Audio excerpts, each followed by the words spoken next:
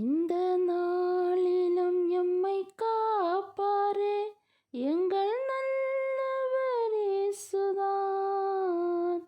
இந்த நாளிலும் எம்மை காப்பாரே எங்கள் நல்லவர் இயேசுதான். அனுதினம் நாம் சேவை செய்திட வல்லமையில் நடத்துவார்.